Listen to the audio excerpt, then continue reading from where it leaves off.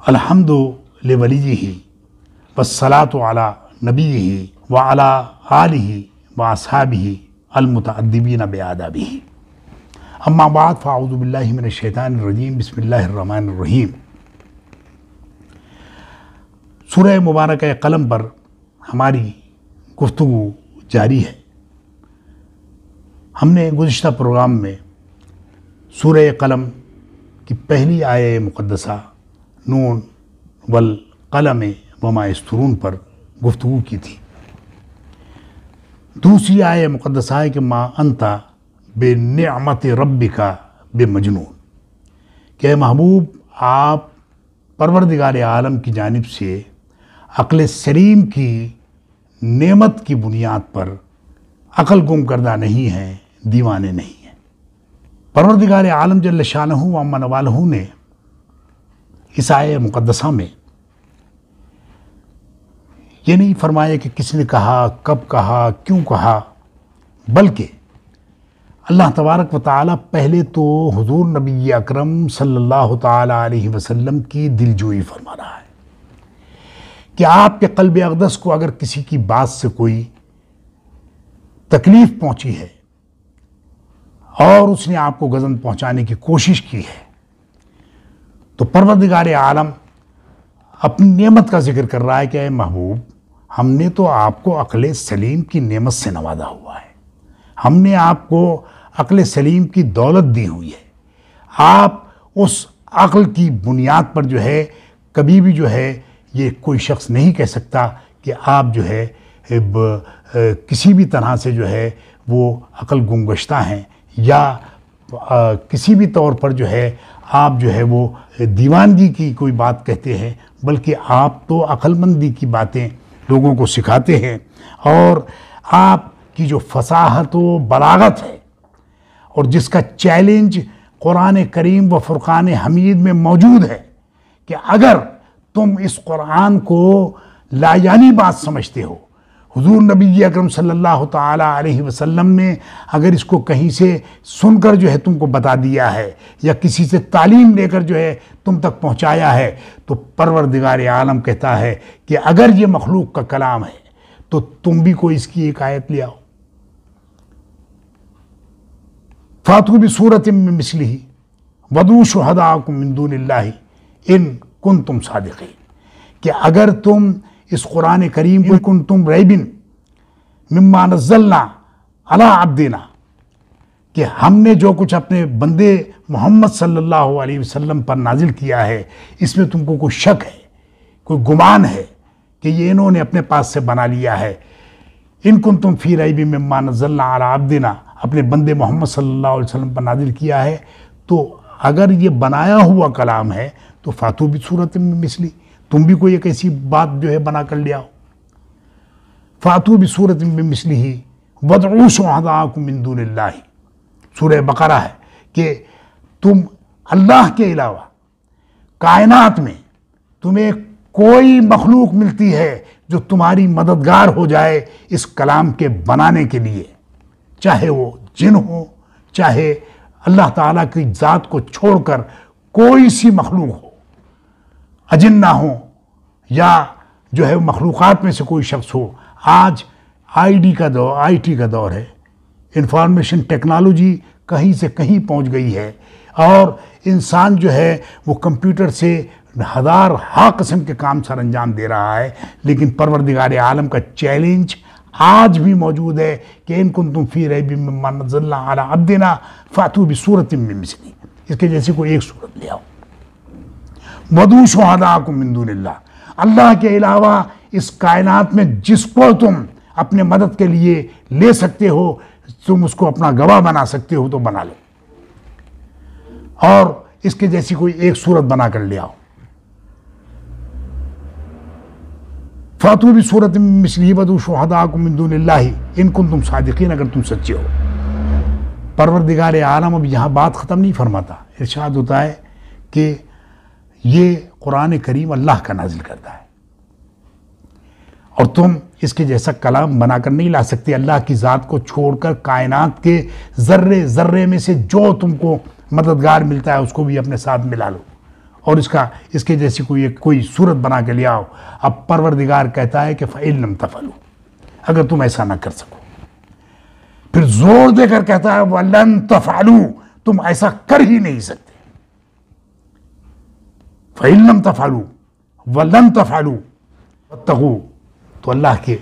اس عذاب سے ڈرو. فَإِن لَمْ تَفْعَلُوا وَلَن تَفْعَلُوا فَاتَّقُوا النَّارَ الَّتِي، اس آگ سے ڈرو جس کا ایندھن انسان اور پتھر ہیں. وقودها الناس والحجارہ اعدت للکافرین، اور جو جھٹلانے والوں کے لیے بنائی گئی ہے. تو اللہ تعالیٰ کی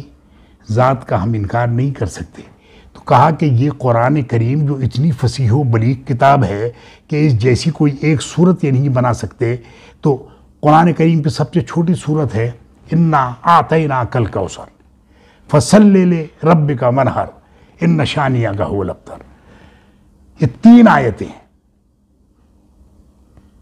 تو ایسا نہیں تھا کہ اس زمانے میں عرب میں فصیح و بلیغ لوگوں کی کمی تھی یا فصاحت و بلاغت کی کوئی کمی پائی جاتی ہو. فصاحت و بلاغت میں تو وہ اپنے آپ کو ایسا سمجھتے تھے کہ دوسری اقوام کو وہ عجمی کہتے تھے. عجمی کے معنی ہے گونگے کے، کہ جو بولنا نہ جانتا ہو. تو پروردگار عالم ان کو چیلنج دے رہا ہے، ان فصیح و بلیغ لوگوں کو جو 1,00,000 اشعار زبانی یاد رکھتے تھے. ان سے کہہ رہا ہے کہ بھئی کوئی ایک صورت لے آؤ اگر تم سچے ہو اپنے قول میں. تو اللہ تعالیٰ کہتا کہ یہ ایسا نہیں کر سکتے. فَإِن لَمْ تَفْعَلُوا وَلَن تَفْعَلُوا وَقُودُهَا النَّاسُ وَالْحِجَارَةُ، اور اس آگ سے ڈرو کہ جو بنائی گئی ہے جھٹلانے والوں کے لیے. اب عرب تمام جتنے وہاں کے شعراء تھے، جتنے وہاں کے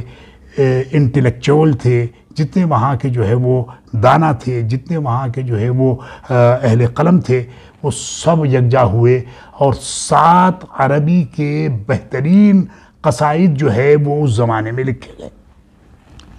اگر عربی ادب کو کوئی شخص پڑھنا چاہتا ہے،